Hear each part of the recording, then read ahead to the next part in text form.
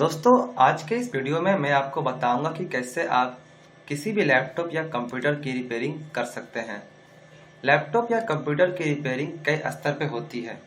ठीक है, अभी मैं आपको बेसिक से बताऊंगा कि कैसे किसी भी लैपटॉप या कंप्यूटर जब खराब हो जाता है तो कैसे उसकी रिपेयरिंग की जाती है।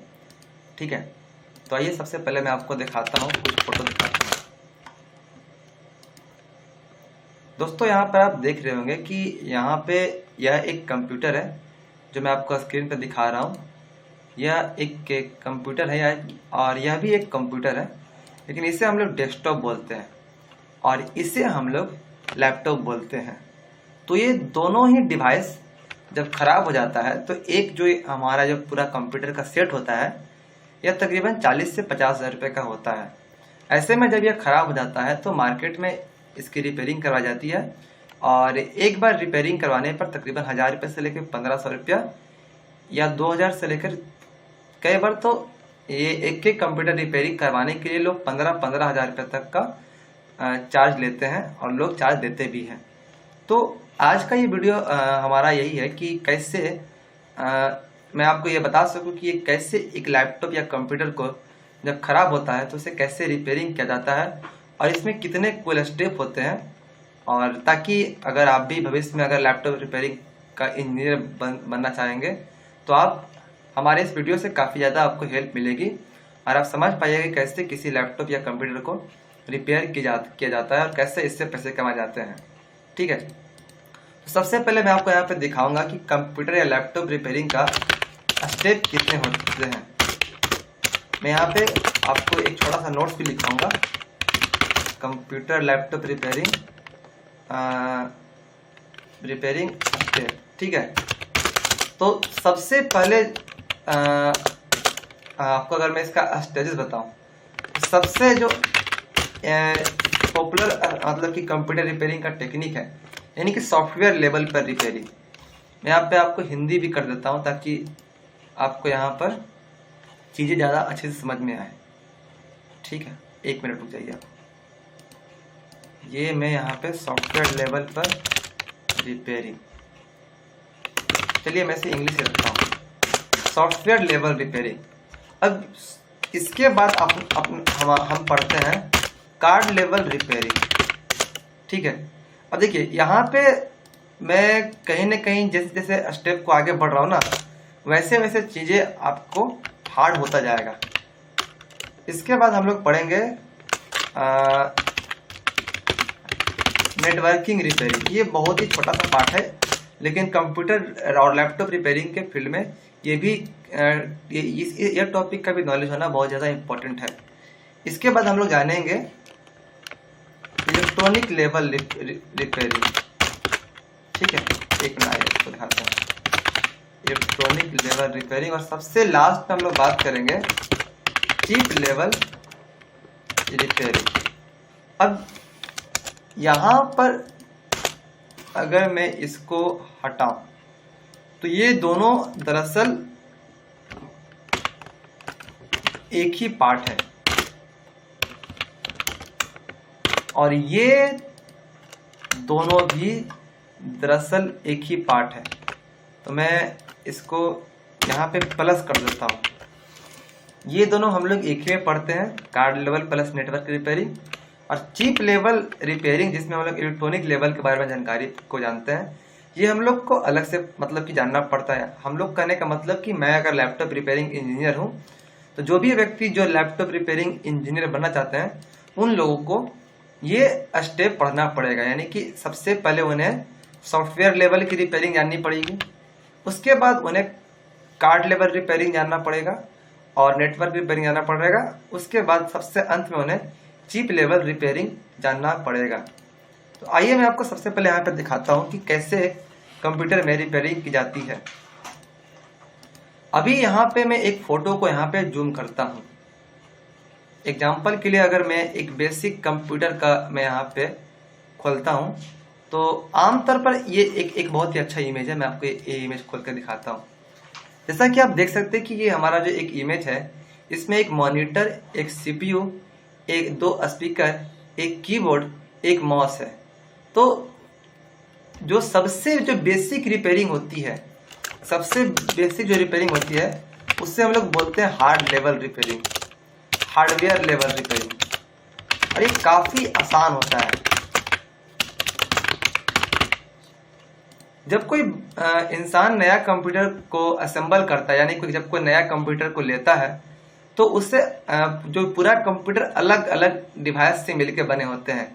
एग्जाम्पल के लिए ये आपका मॉनिटर है, ये 2 स्पीकर है, एक कीबोर्ड है, एक माउस है और एक सीपीयू है। ये सब मिलकर एक कंप्यूटर पूरा बनता है। अभी आमतौर पर क्या होता है कि अगर मान लीजिए आपका स्पीकर खराब है तो स्पीकर को बदल दी जाती है। अगर आपका कीबोर्ड खराब है तो कीबोर्ड को बदल दी जाती है। अगर आपका माउस खराब है तो माउस को बदल दी जाती है। स्पीकर, कीबोर्ड, माउस ये सब इलेक्ट्रॉनिक डिवाइस को बदला इसलिए जाता है क्योंकि ये काफ़ी सस्ते में आते हैं। इनका प्राइस बहुत ही कम होता है। आमतौर पर अभी मार्केट में 2024 का अगर मार्केट को देखा जाए तो अभी एक माउस की कीमत तकरीबन 50 रुपये से लेकर 60 रुपये का स्टार्ट होता है।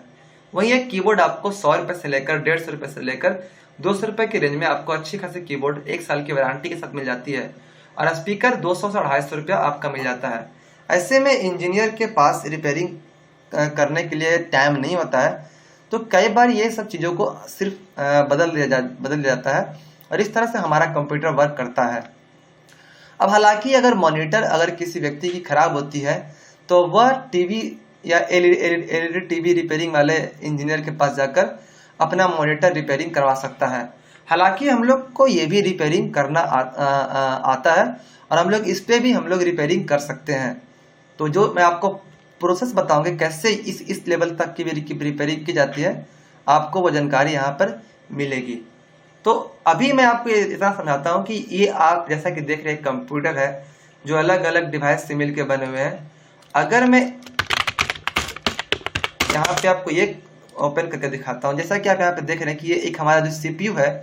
अब ये सीपीयू बाहर से दिखने में तो बहुत सिंपल लगता है कि मात्र एक डब्बा है, लेकिन इसके अंदर भी आपके कई सारे चीजें लगी होती है। यहाँ पे मैं आपको एक फोटो दिखा रहा हूँ, ये देखिए, ये एक सीपीयू के अंदर भी हमारे कई सारे पार्ट होते हैं। और ये एक नॉर्मल सीपीयू है जो पुराने ज़माने का सीपीयू है, हल्का पुराना ज़माना का, यानी कि तकरीबन 4 से 5 साल पहले का ये सीपीयू का एक मॉडल है। तो ये आपका हो जाता है कार्ड लेवल की रिपेयरिंग। मैं आपको एक बार में शायद बहुत सारी बातें को बतला रहा हूँ, लेकिन आप इसे आसानी से समझने की कोशिश करें, ठीक है। अब यहाँ पे मैं आपको दिखाता हूँ, देखिए, अगर मैं यहाँ पे लैपटॉप का भी खोलता हूँ ना, तो यहाँ पे आपको सिंपल सा दिख रहा है कि यहाँ पे एक लैपटॉप है ना।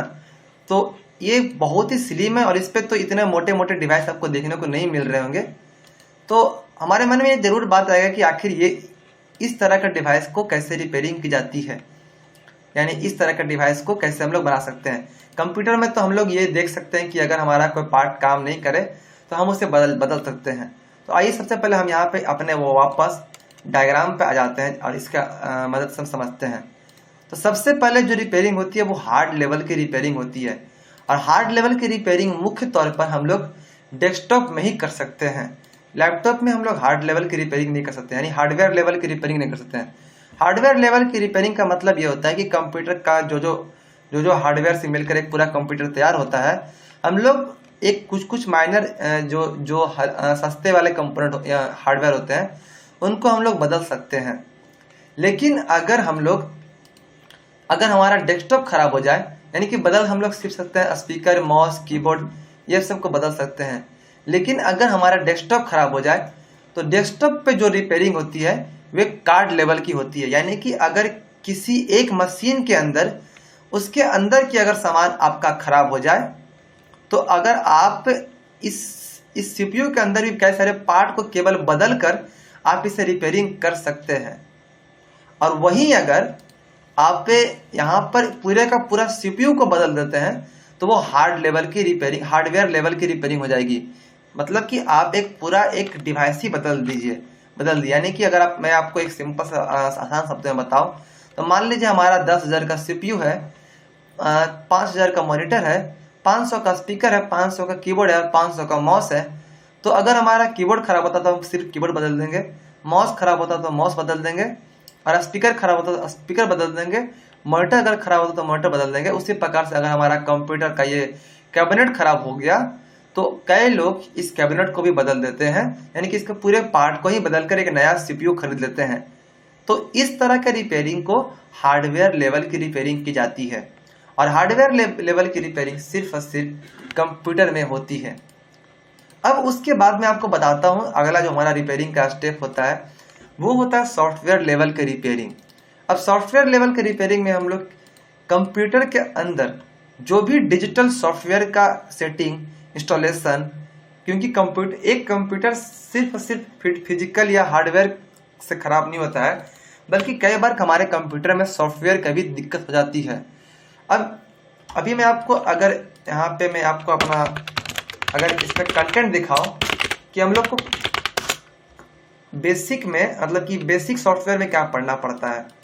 सबसे पहले मैं हार्डवेयर लेवल में आपको यहाँ पे ये भी लिख सकता हूँ कि बेसिक्स ऑफ कंप्यूटर, जिसमें आप पहले ये जानेंगे कि कंप्यूटर किन किन डिवाइस से मिलकर बना होता है और सभी डिवाइस का क्या काम होता है। आमतौर पर जब कोई ADCA या DCA का कोर्स करता है तो उन्हें थोड़ी बहुत हार्डवेयर लेवल की रिपेयरिंग, हार्डवेयर लेवल के बारे में, यानी पूरी कंप्यूटर कैसा काम करता है उसके बारे में जानकारी दी जाती है। अभी मैं यहाँ पे आपको अपना एक दिखाता हूँ, कंटेंट दिखाता हूँ कि किस प्रकार से आप सॉफ्टवेयर लेवल की जानकारी को समझ सकेंगे।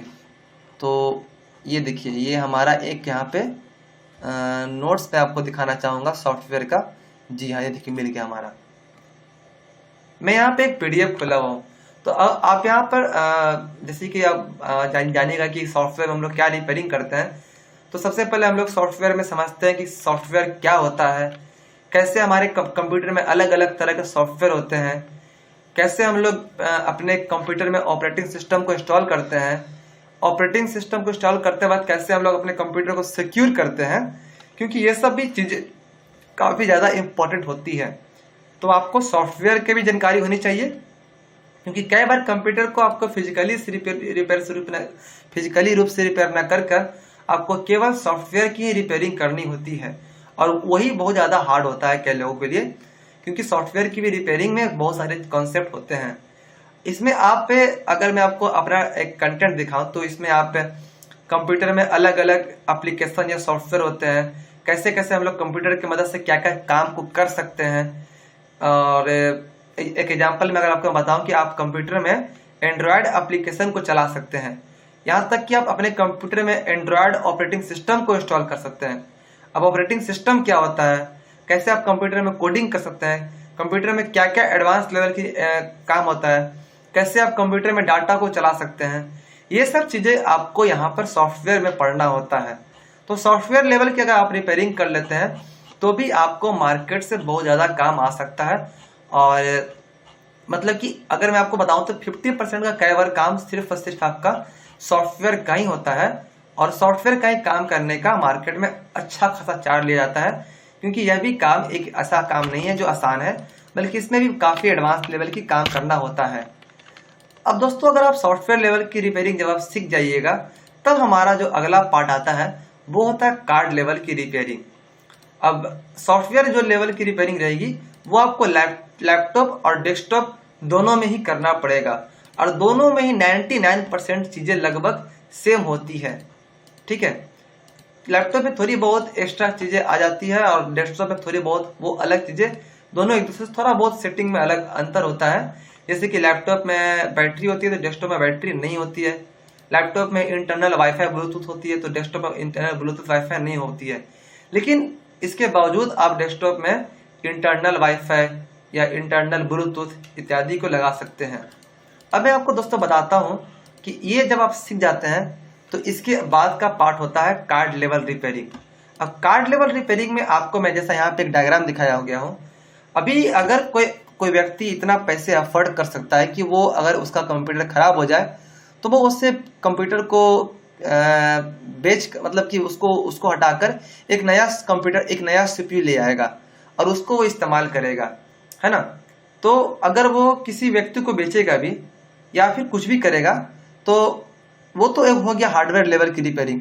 लेकिन एक तरह की रिपेयरिंग वो होती है जिसमें हम लोग कार्ड लेवल की रिपेयरिंग करते हैं। कार्ड लेवल का रिपेयरिंग का मतलब ये होता है दोस्तों कि अगर मान लीजिए मैं इसी डेस्कटॉप का एग्जांपल लेता हूँ, अगर किसी व्यक्ति या बच्चे का ये मान लीजिए ये कंप्यूटर खराब हो गया और उसके पास पैसे नहीं है कि वो इसे रिपेयर करा सके, तो जिस तरह से कई सारे डिवाइस से मिलकर एक कंप्यूटर बनता है, उसी प्रकार से अगर मैं यहाँ पे बताऊं तो एक डेस्कटॉप यानी कि एक सीपीयू के अंदर भी कई सारी चीजें लगी होती है जिससे मिलकर पूरा का पूरा एक कंप्यूटर हमारा तैयार होता है। अब वो क्या होता है मैं आपको यहाँ पे एक डायग्राम के अनुसार दिखाता हूँ। फिलहाल मैं आपको कंप्यूटर का ये जो डेस्कटॉप है, हम लोग इसकी रिपेयरिंग मुख्य तौर पर लैपटॉप कंप्यूटर में करते हैं। ये जो पोर्शन है ये एलईडी एलसीडी टीवी रिपेयरिंग के सेक्टर में चला जाता है, लेकिन फिर भी मैं आपको इसका बेसिक जानकारी आपको देता हूँ। सबसे पहले मैं आपको ये हमारा ये जो डेस्कटॉप है इसका मैं आपको इंटरनल पार्ट दिखाता हूँ कि इसमें कैसे चीज़ों को रिपेयर की जाती है। यहाँ पे अगर मैं लिखता हूँ desktop parts, desktop CPU parts, देखिए या ये हमारा एक अभी इसमें इमेज को खोल रहा हूँ।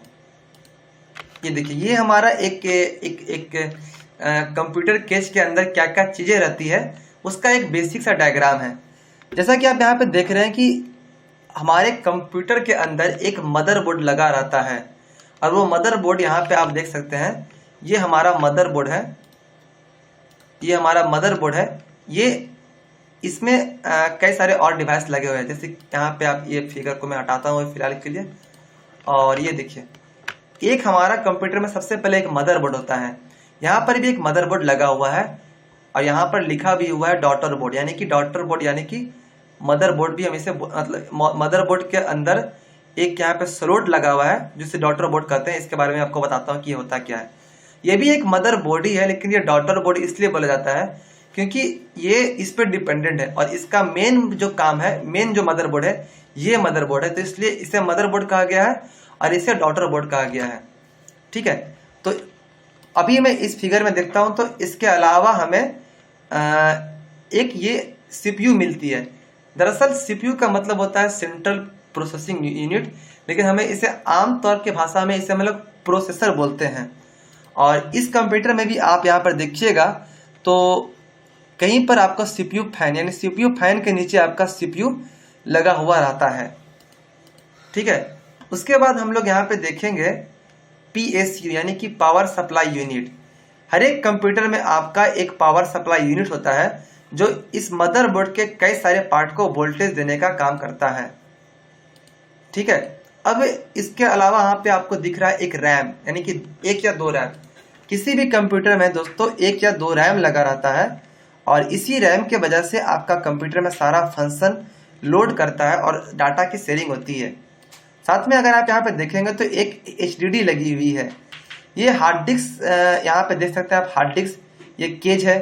तो ये हार्ड डिस्क डाटा स्टोरेज का काम करता है, यानी कि आपके कंप्यूटर में कोई भी अगर आप फाइल को सेव करते हैं तो वो आपका डाटा इसी में स्टोर रहता है। मैं यहाँ पे आपको बहुत ही बेसिक में चीज़ें बता रहा हूँ कि चीज़ें आखिर काम कैसे करती है।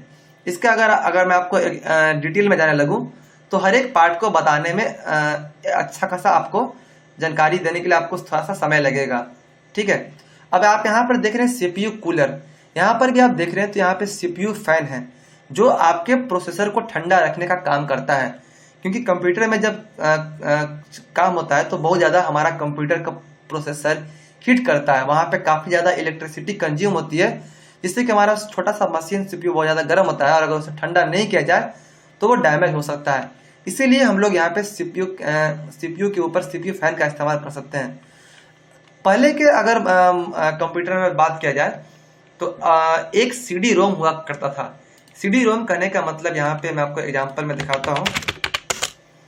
पहले इस तरह का कैसेट का ड्राइवर होता था जिसकी मदद से हम लोग ओडीडी यानी कि ऑप्टिकल डिस्क ड्राइव यानी कैसेट की मदद से हम लोग डाटा की शेयरिंग करते थे। लेकिन वक्त के साथ साथ हमारे मॉडर्न टेक्नोलॉजी में यूएसबी पेन ड्राइव आ गया, जिससे कि लोग इसका इस्तेमाल काम करना धीरे धीरे बंद करना स्टार्ट कर दिए। अभी भी ये मुश्किल से 2-4% मार्केट में अवेलेबल होते हैं, लेकिन ये धीरे धीरे मार्केट से खत्म होता जा रहा है।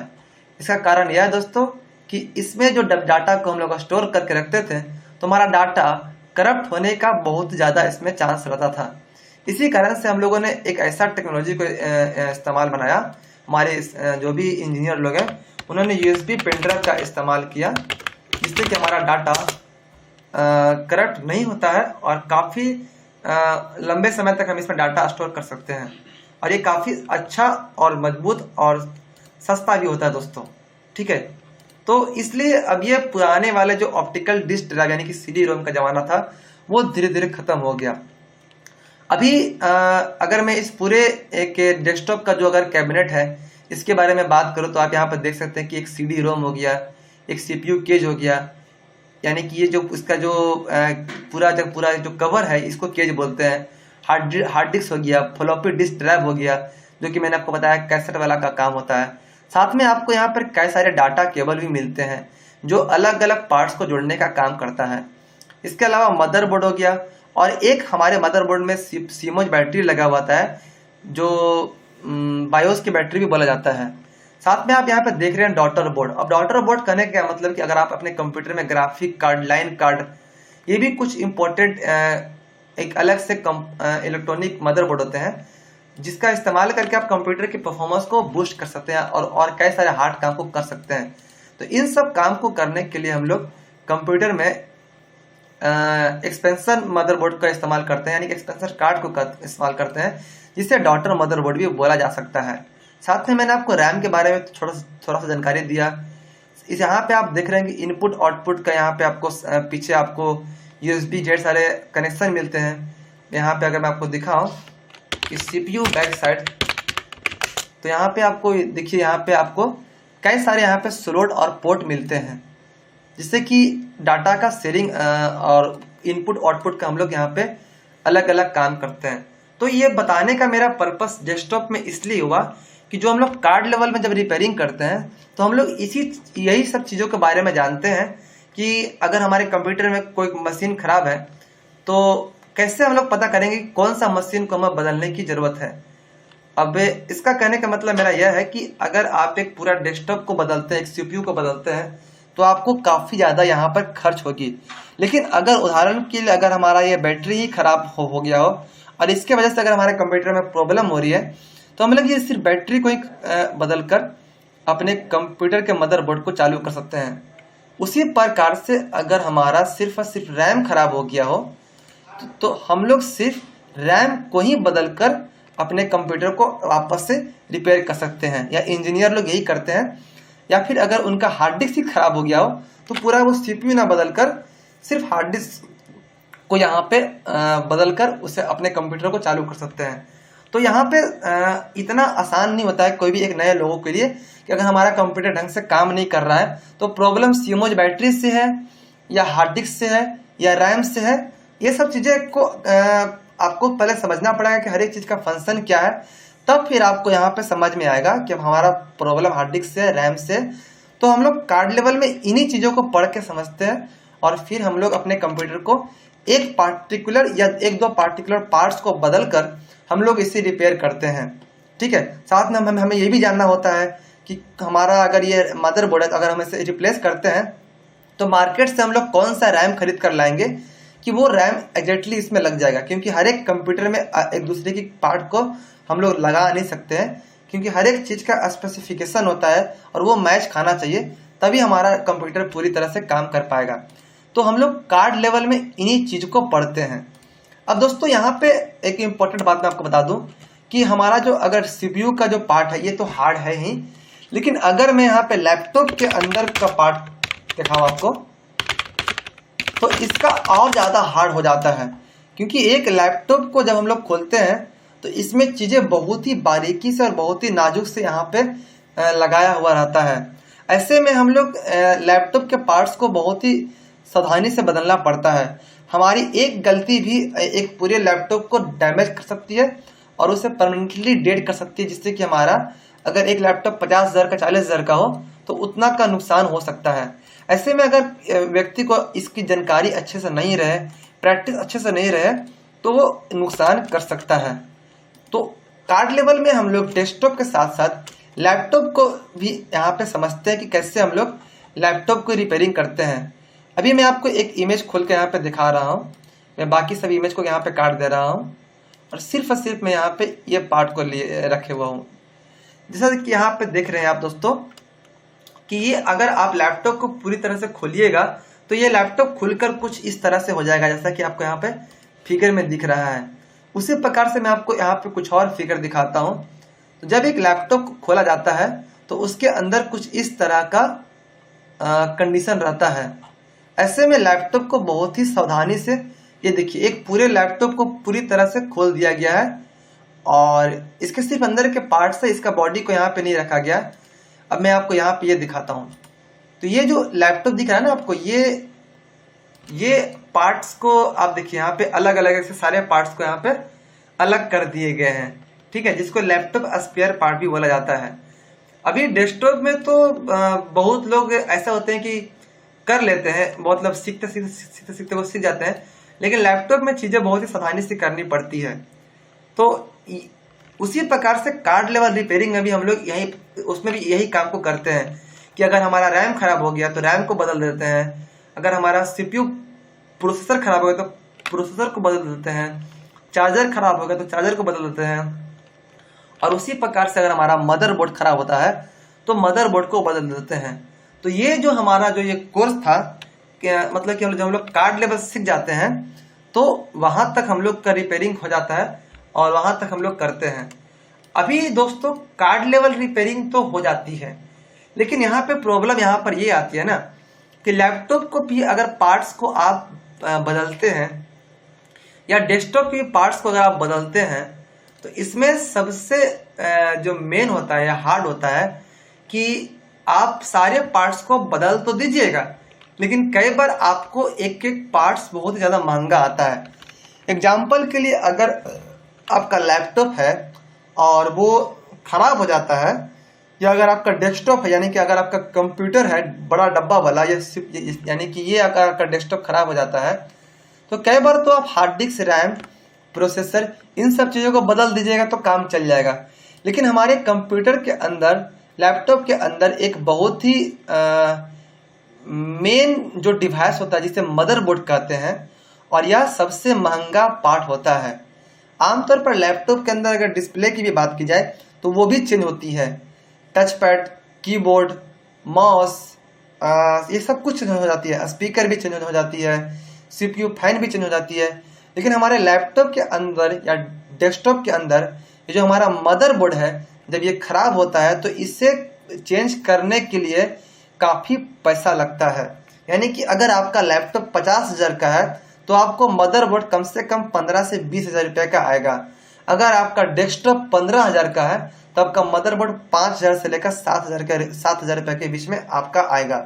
तो ऐसे में ग्राहक को तो समस्या यहाँ पे यह हो जाती है कि वे मदरबोर्ड को रिप्लेस मतलब कि चेंज करने के बजाय वे सोचते हैं कि कैसे इसे रिपेयर किया जा सके। तो डेस्कटॉप का भी तो कभी कभी होता है दोस्तों कि वो सस्ता आता है डेस्कटॉप पे, लेकिन अगर एक लैपटॉप समझिए 50,000 का लैपटॉप है, अगर आपका मदरबोर्ड खराब हो जाता है तो 15,000 का अगर आप मदरबोर्ड बदलते हैं तो कस्टमर के लिए काफ़ी ज़्यादा दर्दनाक होता है पैसों के मामले में। क्योंकि एक मिडिल क्लास आदमी या किसी भी व्यक्ति के लिए अगर 50,000 का लैपटॉप है या 1 लाख का लैपटॉप है तो उसका मदरबोर्ड को अगर वो बदलता है तो उसे तकरीबन 25,000, 20,000 या 30,000 या 50,000 तक का मदरबोर्ड आता है। तो उसे बदल पाना थोड़ा सा नहीं बल्कि बहुत हार्ड होता है। हर कोई बार बार मदरबोर्ड को नहीं बदल सकता है माउस या कीबोर्ड की तरह। तो इसीलिए अब हमारा जो टेक्नोलॉजी है, यह टेक्नोलॉजी एक और आगे स्तर पर जाता है जिसको बोलते हैं चिप लेवल रिपेयरिंग। यानी कि जो हमारा अगला जो रिपेयरिंग का सेक्टर है वो है चिप लेवल रिपेयरिंग या इलेक्ट्रॉनिक लेवल रिपेयरिंग। अब इसमें हम लोग क्या करते हैं, ये मैं आपको, यही हमारा जो सबसे हार्ड चीज़ है, जो समझिए कि आप लैपटॉप या डेस्कटॉप रिपेयरिंग के सबसे अंत लेवल में सीखते हैं। और मैं अभी इसी का क्लास कर रहा हूँ और मुझे बहुत कुछ सीखने को मिला है और मैं अभी भी बहुत सारी चीज़ों को सीख रहा हूँ। ठीक है, तो मैं आपको वही बता रहा हूँ कि ये आखिर होता क्या है और कैसे ये लैपटॉप का सबसे अंतिम स्टेज बन चुका है, कैसे इसमें लैपटॉप की रिपेयरिंग की जाती है। तो देखिए, सबसे पहले मैं आपको बताता हूँ कि हमारा जो कोई भी अगर इलेक्ट्रॉनिक डिवाइस काम करता है ना, तो वो कई सारे पार्ट्स से मिलके बने होते हैं और तब जाकर हमारा एक मशीन बनकर तैयार होता है। उसी प्रकार से अगर मैं आपको यहाँ पे दिखाऊं,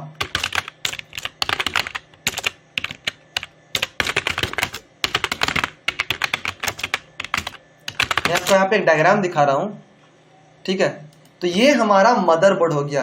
जिस प्रकार से मैंने आपको दोस्तों बताया था कि हमारा एक कंप्यूटर जो होता है वो कई सारे पार्ट से मिलकर बना होता है, उसी प्रकार से हमारा मदरबोर्ड भी कई सारे पार्ट से मिलकर बने होते हैं, ठीक है। ये एक लैपटॉप का मदरबोर्ड है और मैं आपको यहाँ पे दिखा रहा हूँ डेस्कटॉप का मदरबोर्ड। ये देखिए दोस्तों, इसी प्रकार से हमारा एक डेस्कटॉप का मदरबोर्ड, यानी कि डेस्कटॉप का मतलब ये जो हमारा मदरबोर्ड जो मैं आपको अभी दिखा रहा हूँ, यह कंप्यूटर का मदरबोर्ड है। मैं आपको यहाँ पे जूम करके इसे दिखा रहा हूँ, ठीक है।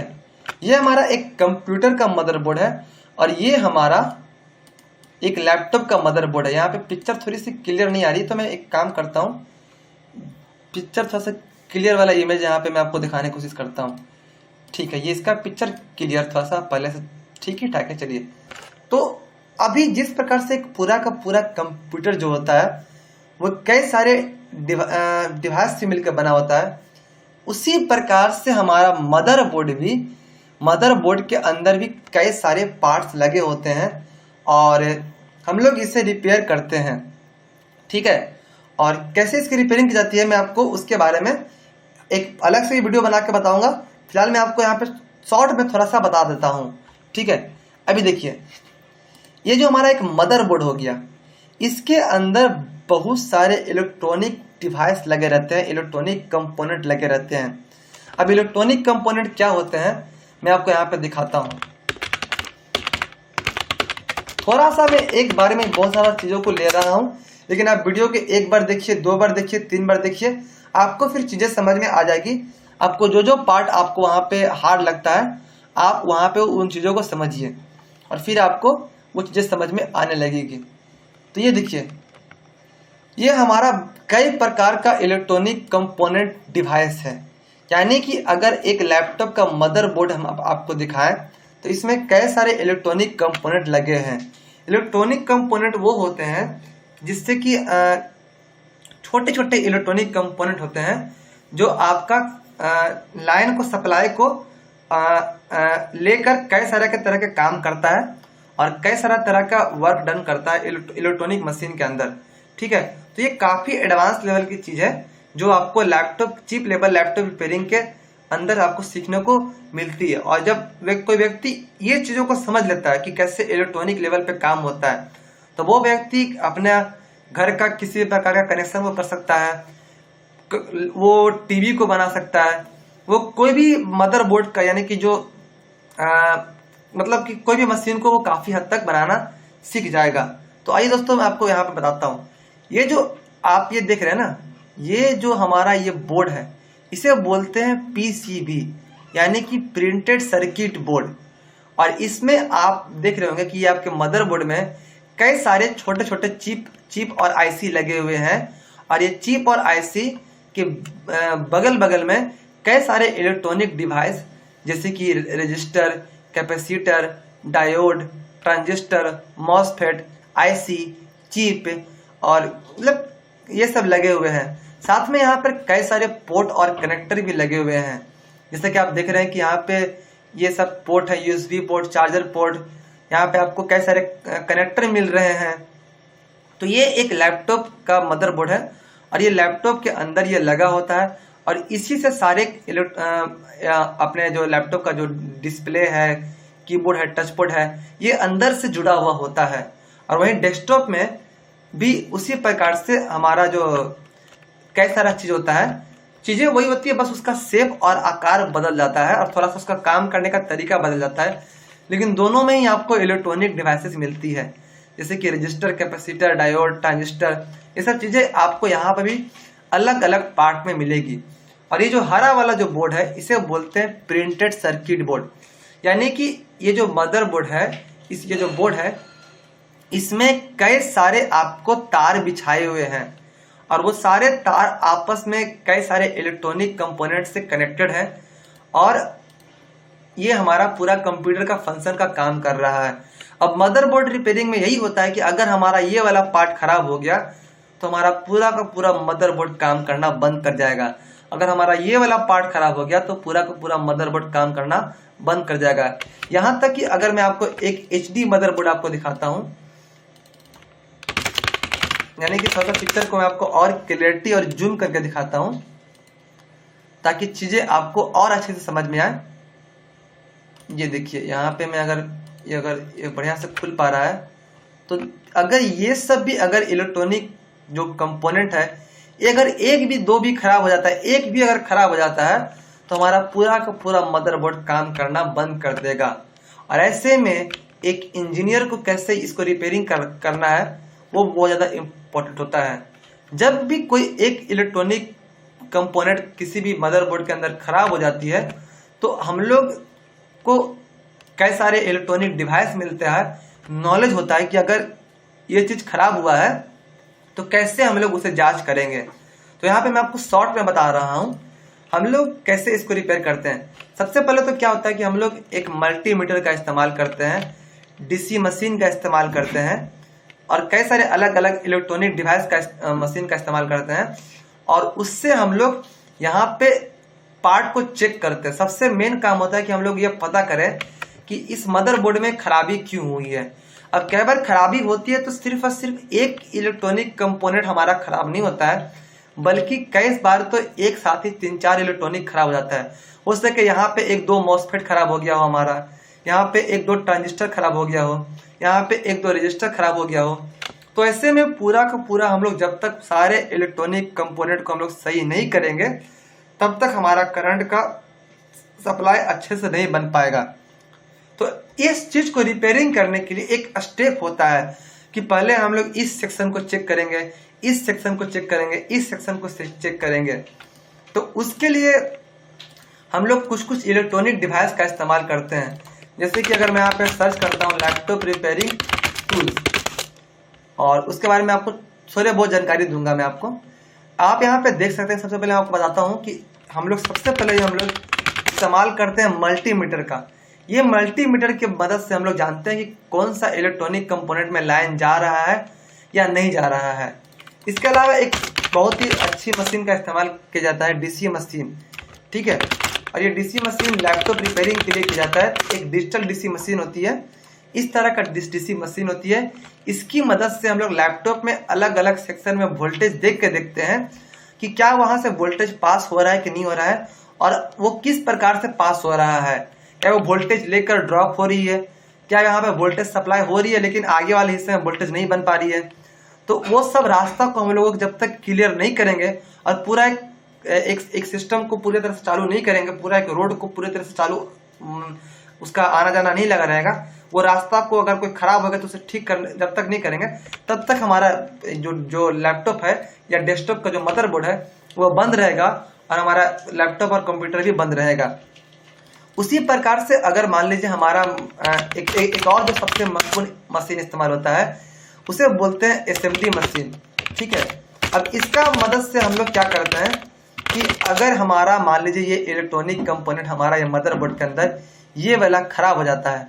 एग्जाम्पल के लिए मैं आपको HD इमेज में दिखाता हूँ कि अगर हमारा ये वाला जो पोर्शन है, एक मिनट रुकिए मैं आपको यहाँ पे वापस से दिखाता हूँ, ठीक है। मान लीजिए अगर हमारा ये वाला पोर्शन खराब हो गया हो तो इसे हम लोग ऐसे ही हाथ से नहीं निकाल सकते हैं। यह इतना मजबूती से लगा होता है कि अगर इसे हम लोग हाथ से निकालने की कोशिश करेंगे तो हमारा मदरबोर्ड पूरी तरह से खराब हो जाएगा। अगर इसका एक भी ट्रैक अगर हमारा खराब होता है तो हमारा मदरबोर्ड पूरी तरह से डेड हो जाता है। इसलिए लैपटॉप रिपेयरिंग के काम में अगर कोई इंजीनियर काम करता है तो वो रिस्क लेता है और ये काम को करना हार्ड होता है। हर कोई अगर इसे करे तो वो मदरबोर्ड को डैमेज कर सकता है। इसके लिए काफी ज्यादा नॉलेज और काफी ज्यादा बारीकी चाहिए। इसी कारण से वो कोई भी लैपटॉप रिपेयरिंग इंजीनियर किसी मदरबोर्ड को रिपेयर करने का 2000-2500 रुपये चार्ज करता है, क्योंकि इसमें अगर गलत तरीके से अगर कोई काम हो जाता है तो आपका मदरबोर्ड पूरी तरह से डेड हो जाएगा और ऐसे में दुकानदार को मदरबोर्ड को नया आपको लाकर देना पड़ सकता है। इसलिए लैपटॉप रिपेयरिंग की फील्ड में चीजें बारीकी से करनी पड़ती है और इसमें ज्यादा पैसे लिए जाते हैं। तो मेरा कहने का यही मतलब दोस्तों कि यहाँ पे मैं आपको एक मशीन दिखा रहा हूँ, SMD मशीन। इस मशीन का इस्तेमाल करके ही हम लोग मदरबोर्ड में लगे हुए इलेक्ट्रॉनिक कंपोनेंट को निकालते हैं। और उसके जगह पर अगर मान लीजिए हम लोगों ने प्रॉब्लम फाइंड कर लिया कि यहाँ पे ये 2 मॉसफेट खराब है और यहाँ पर 1-2 रजिस्टर खराब है, तो अब हम लोग इसको यहाँ पे निकालने के लिए ये एसएमडी मशीन का इस्तेमाल करेंगे। और यहाँ से फिर हम लोग एसएमडी मशीन से इस्तेमाल करके कोई किसी और मदरबोर्ड से वो या फिर दुकान से वो इलेक्ट्रॉनिक कंपोनेंट हम लोग मंगाते हैं और हम लोग को पता रहता है कि कैसे मंगाया जाता है और कहाँ से वो मिलता है। वो इलेक्ट्रॉनिक कंपोनेंट को यहाँ पे लगाएंगे तो हमारा मदरबोर्ड फिर से चालू हो जाएगा या हो सकता है। और जैसे हमारा मदरबोर्ड पूरी तरह से चालू होता है तो हम फिर कस्टमर को बोलते हैं कि आपका मदरबोर्ड को रिपेयर करने का 2000 रुपये चार्ज लगा, 2500 रुपये चार्ज लगा। और ये सब चीज़ें काफ़ी ज़्यादा हार्ड होती है, इसे सीखना थोड़ा सा मुश्किल होता है और इस कारण से ही लैपटॉप रिपेयरिंग इंजीनियर लोग बहुत ज़्यादा पैसे चार्ज करते हैं, क्योंकि इसका मशीन महंगा होता है और अगर ख़राब हो जाता है और ऐसे में अगर कोई बना देता है तो कस्टमर का पैसा बच जाता है और वरना उसको 15 से 20 हज़ार रुपये का नुकसान हो सकता है। ऐसे में उसके 15 से 20 हज़ार रुपये बच जाएंगे और उसका लैपटॉप पूरी तरह से वापस चालू हो जाएगा। अब मैं आपको यहाँ पे एक छोटी सी चीज़ बताता हूँ। यहाँ पे आप यहाँ पे देखिएगा कि ये जो लैपटॉप रिपेयरिंग है, कहने को तो मैं बता दिया कि भाई आपको ये पार्ट को पता करना है, लेकिन ये पार्ट को पता करना इतना आसान नहीं होता है। ठीक है, ये पार्ट बहुत ही, इसको समझ पाना बहुत ही मुश्किल होता है। और मैं यहाँ पे आपको एक एग्जाम्पल दिखाऊंगा कि जैसे कि मैं यहाँ पे एक मेरा जो लैपटॉप है सैमसंग RV509, ठीक है। अब भी यहाँ पे ये एक लैपटॉप है सैमसंग RV509। यह लैपटॉप कुछ इस प्रकार से दिखता है। मान लीजिए हमारे पास ये लैपटॉप आता है तो इसे रिपेयरिंग करने के लिए हमें इसको चेक करने का पूरा सिस्टम होता है और वो सिस्टम को हम लोग तभी समझ पाएंगे जब हमारे पास इस लैपटॉप का सर्किट डायग्राम होगा। अगर आपको दोस्तों सर्किट डायग्राम नहीं पता है तो मैं आपको छोटा सा मतलब कि पार्ट में आपको बताता हूँ। ये देखिए बेसिक सर्किट डायग्राम। और जब तक आपको ये चीज़ अगर समझ में नहीं आती है आप किसी लैपटॉप को रिपेयरिंग नहीं कर सकते हैं। अब जैसे देखिए यहाँ पे मान लीजिए ये एक बहुत ही बेसिक सा सर्किट डायग्राम है जिसे आप लोग बचपन में स्कूल पढ़े होंगे। इसमें आप देख सकते हैं कि यहाँ पर एक बैटरी है और बैटरी का नेगेटिव टर्मिनल है और एक पॉजिटिव टर्मिनल है और ये एक कंडक्टिंग वायर है और यहाँ पर एक ऑन ऑफ स्विच है। जैसे ही हम लोग इस स्विच को कनेक्ट करेंगे हमारा जो करंट है यहाँ से इस तरह से जाकर हमारा जो लाइट है ये हमारा लाइट जलने लगेगा। ये बहुत ही बेसिक सा इलेक्ट्रॉनिक सर्किट है। उसी प्रकार से अगर यहाँ पे देखते हैं तो यहाँ पे एक और बैटरी है, ये रजिस्टर है और ये एक डायोड है। यानी कि करंट सिर्फ पॉजिटिव से नेगेटिव की ओर ही जाएगी, बल्कि नेगेटिव से पॉजिटिव की ओर नहीं आ सकती है क्योंकि ये रिवर्स में लगा हुआ है। तो ये डायोड का प्रॉपर्टी है। ये सब इलेक्ट्रॉनिक कंपोनेंट में आपको पढ़ना पड़ता है। तो यहाँ पे बहुत ही बेसिक इलेक्ट्रॉनिक कंपोनेंट है, रजिस्टर है, कैपेसिटर है, डायोड है, ट्रांजिस्टर है। तो ये बेसिक इलेक्ट्रॉनिक सर्किट को जब आप समझ लेते हैं तब आपको उसके बाद ये एडवांस लेवल की लैपटॉप रिपेयरिंग की सर्किट को समझा जाता है। और जब आप कई सारे लैपटॉप रिपेयरिंग के सर्किट को समझ लेते हैं तो लगभग सिमिलरिटी एक दूसरे के तरह ही वो आपस में सर्किट होता है और चेंजेस होते हैं। लेकिन जब आप पूरी तरह से एक सर्किट को समझ लेते हैं तो आप उन चेंजेस को भी समझ सकते हैं कि इस लैपटॉप में क्या चेंजेस हुआ है। तो अभी मैं आपको यहाँ पे दिखा रहा हूँ, यहाँ पे आपको दिखा रहा हूँ, देख रहे होंगे कि कई सारे लैपटॉप की सर्किट है और इसी सर्किट को समझकर हम लोग लैपटॉप की रिपेयरिंग करते हैं। ठीक है, और यही है सबसे मेन कोर्स, चीप लेवल का रिपेयरिंग का कोर्स। आप सर्किट डायग्राम को देखकर सोच रहे होंगे कि यह बहुत हार्ड है, तो दरअसल में दोस्तों ये वाकई में बहुत ही हार्ड है, क्योंकि ये सर्किट डायग्राम को समझने के लिए आपको 3 महीने, 4 महीने, 5 महीने आपको लगातार समय देना होता है। उससे पहले आपको बेसिक इलेक्ट्रॉनिक सर्किट कैसे काम करती है, वो कैसे एक बैटरी, कैसे रजिस्टर, कैसे एक मॉसफेट जुड़ा हुआ है आपस में, तो क्या बल्ब जलेगी कि नहीं जलेगी, या वहां पर सप्लाई जाएगी कि नहीं जाएगी। तो ये बहुत ही बेसिक लेवल की सर्किट को समझने के बाद आपको फिर यहाँ पर ये हार्ड लेवल की सर्किट को, यानी कि चीप लेवल की इलेक्ट्रॉनिक सर्किट को पढ़ते हैं और इसे हम लोग कहते हैं लैपटॉप स्कीमेटिक डायग्राम। ठीक है। तो ये सैमसंग RV509 मदरबोर्ड का सर्किट है। यहाँ पे अगर मैं लिखता हूँ सैमसंग RV509 स्कीमेटिक डाउनलोड, और यहाँ पे देखिए ये एक हमारा मदरबोर्ड है। मैं आपको सिर्फ मदरबोर्ड दिखाता हूँ इसका मैं आपको यहाँ पे मदरबोर्ड दिखाता हूँ। ये देखिए ये एक मदरबोर्ड को रिपेयर करने के लिए हम लोग को ये पूरा का पूरा सर्किट को समझना होगा, तभी हम लोग इस लैपटॉप को रिपेयरिंग को कर सकते हैं। और शुरुआत में स्टेप बाय स्टेप आपको समझना पड़ता है। ये ब्लॉक डायग्राम है, इसको आपको समझना पड़ता है कि कैसे कैसे चीजें आपकी जुड़ी हुई है, आपको कौन सा सेक्शन को पहले चेक करना है, कौन सा सेक्शन को बाद में चेक करना है। एग्जाम्पल के लिए अगर आपका बैटरी काम नहीं कर रहा है तो बैटरी का एक पूरा का पूरा सेक्शन एक अलग पेज में आपको दिया हुआ रहेगा। आपका अगर रैम काम नहीं कर रहा है या अगर आपका LCD काम नहीं कर रहा है, डिस्प्ले नहीं आ रही है, लैपटॉप ऑन आ रहा है पर डिस्प्ले नहीं आ रही है, तो उसके लिए आपको यहाँ पे पेज नंबर 34 को पूरा पढ़ना पड़ेगा। तब जाकर आप फिर उसको आप मदरबोर्ड में फाइंड कीजिएगा। ये मतलब कि एग्जाम्पल के लिए जिस प्रकार से आपका यहाँ पे, अगर मैं आपको एक बेसिक सा कोई सर्किट दिखाता हूँ, जैसे कि यहाँ पे ये सर्किट है, तो यहाँ पे J12, तो आपके मदरबोर्ड में भी यहाँ पे कहीं पे भी आपको लिखा हुआ रहेगा J12, और फिर आपको वहां तक समझना पड़ेगा कि कौन सी चीजें कैसी जुड़ी हुई है। एक मिनट में आपको यहाँ पे दिखाता हूँ, लैपटॉप मदरबोर्ड का कोई पिक्चर दिखाता हूँ जिसमें आपको शायद वहां पे HD में दिया हुआ हो, जिससे कि आप समझ सके कि कैसे सर्किट काम करता है। जैसा कि यहाँ पे देख रहे हैं कि यहाँ पे कुछ कुछ चीजें आपको लिखी हुई मिल रही है, तो ये वही लिखा हुआ है कि ये J12 है यहाँ पे, और उसके अनुसार फिर आपको ये इलेक्ट्रॉनिक सर्किट को देखकर आपको जो स्कीमेटिक डायग्राम है इसको देखकर आपको समझना होगा। और फिर आपको अलग अलग इलेक्ट्रॉनिक मशीन के द्वारा, जैसे SMD मशीन के द्वारा, DC मशीन के द्वारा, माइक्रोस्कोप के द्वारा आपको प्रॉब्लम को फाइंड करना है, चेक करना है, वोल्टेज देना है, अलग अलग तरीके से लैपटॉप में एक्सपेरिमेंट करके देखना है।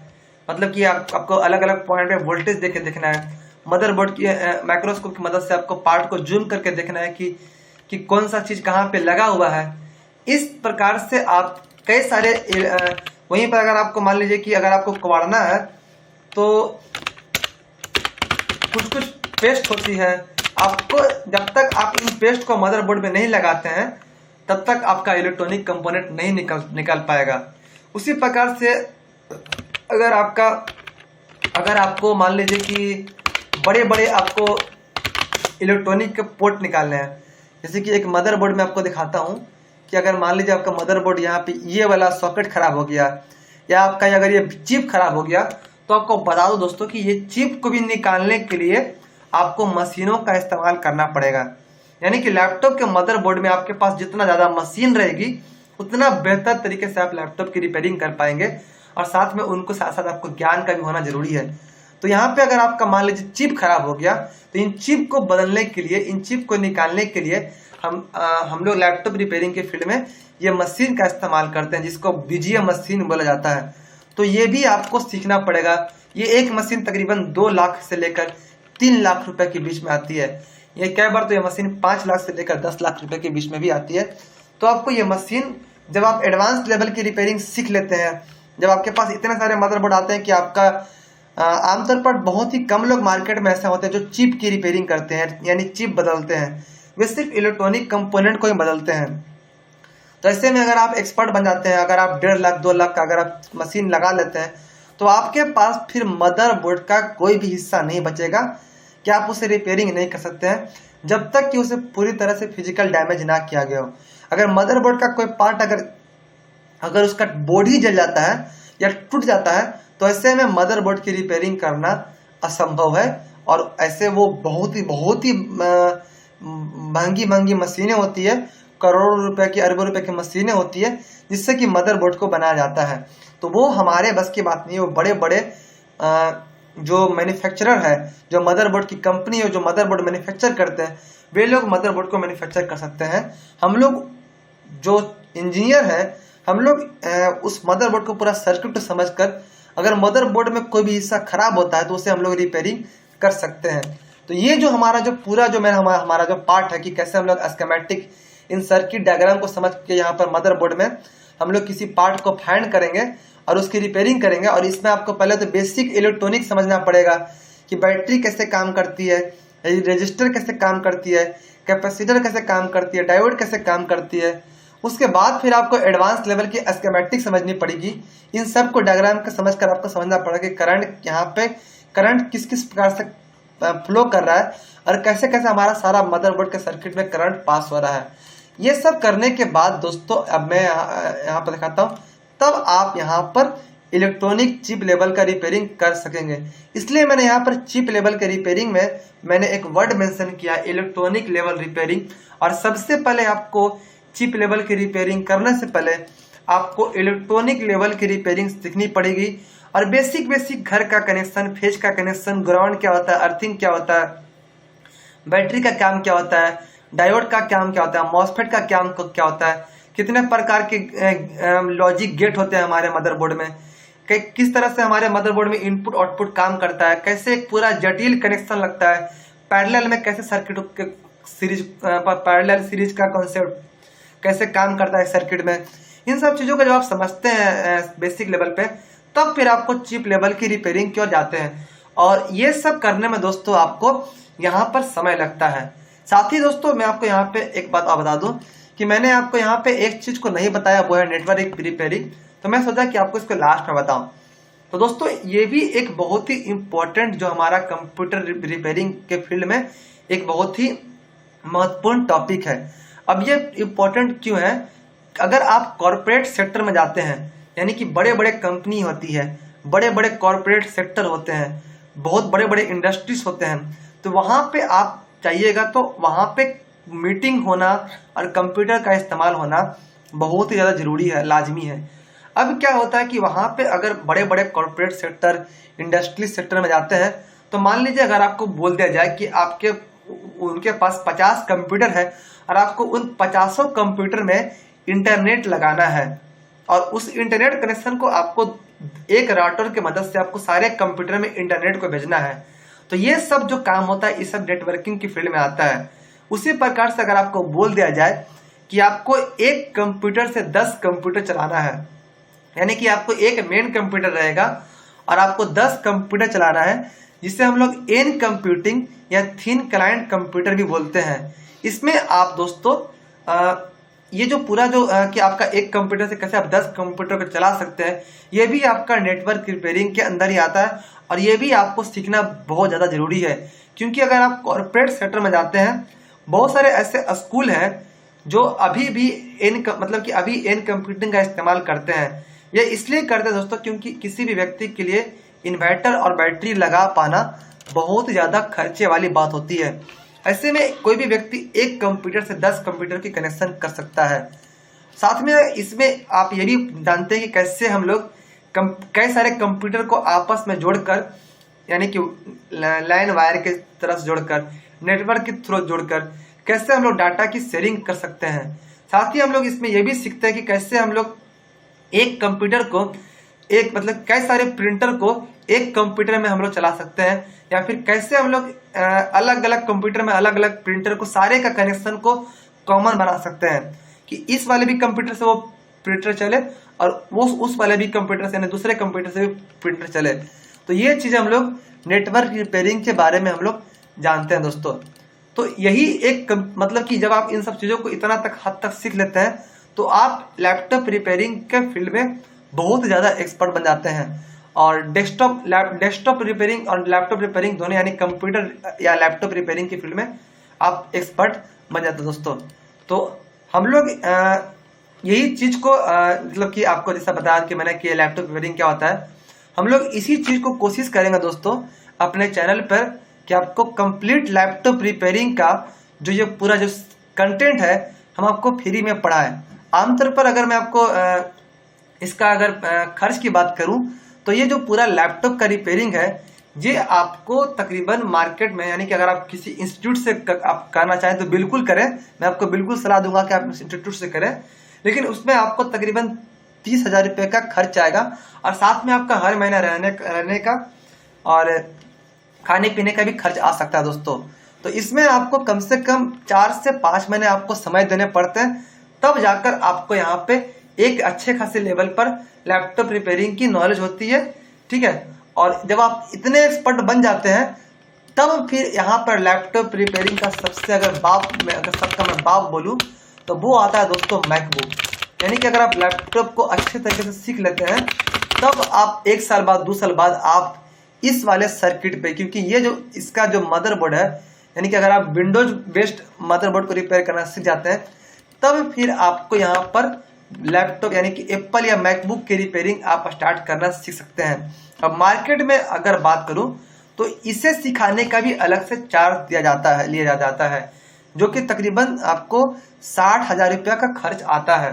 एग्जाम्पल के लिए मैं यहाँ पे एक बहुत ही फेमस कोचिंग है मास्टर दिनेश के नाम से, और यहाँ पे देख सकते हैं दोस्तों कि उन्होंने अपना जो कोर्स है वे अपना 60,000 रुपया रखे हुए हैं, और मैकबुक का वे कोर्स 80,000 रुपया रखे हैं। यानी कि मात्र 30 दिन में आपको वो 80,000 रुपया लेकर आपको सिखाएंगे। मैं तो बोलूँगा कि अगर आपके पास पैसे हैं तो आप बिल्कुल सीखिए, क्योंकि यह एक ऐसा ज्ञान है कि अगर आप इसे एक बार सीख लेते हैं और अगर आप किसी का मैकबुक रिपेयरिंग करने का अगर आप इतना नॉलेज और एक्सपीरियंस रखते हैं, या कोई भी एक लैपटॉप रिपेयरिंग करने का अगर आप एक्सपीरियंस रखते हैं, तो आप महीने में 40 से 50,000 रुपया आराम से कमा सकते हैं। और जब आप मैकबुक रिपेयरिंग का एक्सपर्ट बन जाएंगे तो आप महीने का लाख रुपए तक का रिपेयरिंग कर सकते हैं, क्योंकि एक मैकबुक रिपेयरिंग करने का लोग मार्केट में 15,000 से लेकर 20,000 रुपया चार्ज करते हैं, क्योंकि एक मैकबुक कम से कम ही आता है 1.5 लाख, 1 लाख, 2 लाख या 3 लाख रुपए का एक मैकबुक आता है। तो आप अगर 1 लाख की मशीन को बना रहे हैं तो उसको बनाकर चालू कर देना है बहुत बड़ी चैलेंजिंग पार्ट है, और इसके लिए आपको कस्टमर 10,000 रुपया भी देने के लिए आराम से तैयार रहेंगे। तो ये हम लोग कोशिश करेंगे कि हम लोग जितना सीख सके लैपटॉप रिपेयरिंग के बारे में, और जितना हम लोग अभी मैकबुक पे रिपेयरिंग पे तो काम नहीं किया है, लेकिन हम लोग बेसिक जो विंडोज लैपटॉप होती है जिसमें विंडोज ऑपरेटिंग सिस्टम होती है वो हम लोग सीख रहे हैं, और हमारा लगभग जो कंटेंट है वो कवर होने को है। तो फिर भी हम लोग कोशिश करेंगे दोस्तों कि जितना आपको लैपटॉप रिपेयरिंग के बारे में हमें जानकारी है, हमारे टीम को जानकारी है, वो आपको हम इस YouTube चैनल पर सिखाने का कोशिश करेंगे, और फ्री में सिखाने की कोशिश करेंगे दोस्तों, ताकि आप लैपटॉप रिपेयरिंग के बारे में अच्छे से सीख सकें और इसमें आप करियर बना सकें। दोस्तों, अगर आपको हमारा लैपटॉप रिपेयरिंग से संबंधित कोई भी सवाल हो, या अगर आपको अपना लैपटॉप में कोई समस्या हो, उसकी रिपेयरिंग करवाना चाहते हैं, तो आप हमें नीचे दिए गए नंबर पे मैसेज या कॉल कर सकते हैं। साथ ही अगर आपको लैपटॉप रिपेयरिंग का सीखना है या इसके बारे में अगर आपको कोई और जानकारी चाहिए तो आप हमें कमेंट करके भी पूछ सकते हैं, या फिर आप हमें कॉल कर सकते हैं। दोस्तों, ये वीडियो आपको कैसा लगा आप हमें कमेंट करके जरूर बताइएगा दोस्तों, ठीक है। तब तक के लिए धन्यवाद दोस्तों हमारा ये वीडियो देखने के लिए।